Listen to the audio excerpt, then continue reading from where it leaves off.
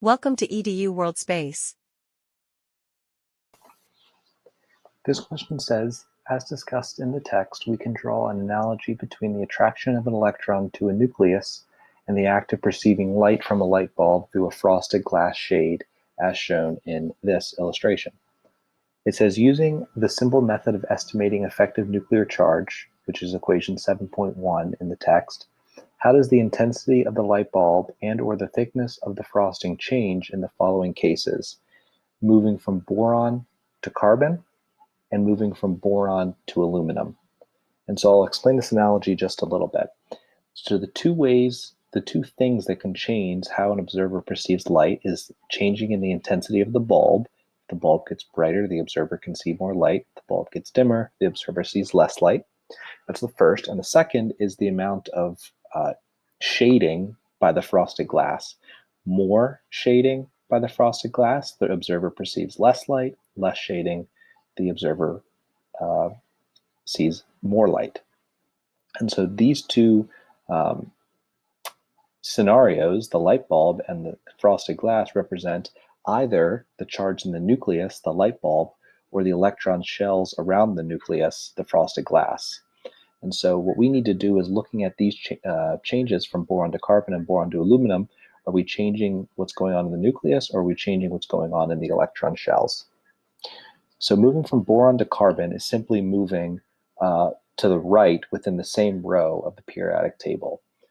So boron has atomic number 5, carbon has atomic number 6. So all we've done is add one proton to the nucleus. So what this changes is changing the light bulb. It's changing the nuclear charge directly by changing the number of protons in the nucleus. So in this analogy, the move from boron to carbon increases the amount of light observed because you're increasing the nuclear charge because you've increased the number of protons. So I'm just going to write that this is light bulb. So, and again, with the analogy, the observer sees more light when you move from boron to carbon because the light bulb or the nucleus has a greater nuclear charge. Therefore, the electrons or your perception is more attracted to the nucleus. In option B here, if we move from boron to aluminum, we're moving down a whole row in the periodic table. We're moving from atomic number 5 to atomic number 13. And again, this isn't changing necessarily the effective nuclear charge. It's really changing the amount of electrons between the observer, or the electron that we're dealing with, and the nucleus. As you move down a row on the periodic table, you're adding a whole energy shell of electrons in between the observer and the light bulb.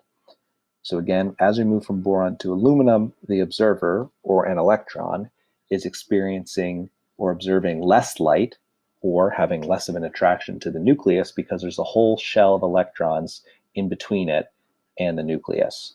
So this change is symbolized by a change, I'm going to write FG for frosted glass. So one more time, because this is kind of abstract.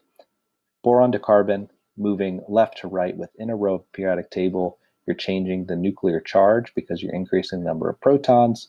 Therefore, the observer, or an electron, observes more light or greater attraction to the nucleus because of that increase in nuclear charge.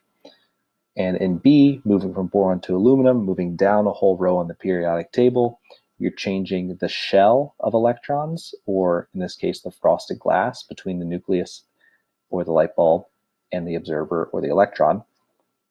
And this is symbolized by changing the thickness of the frosted glass.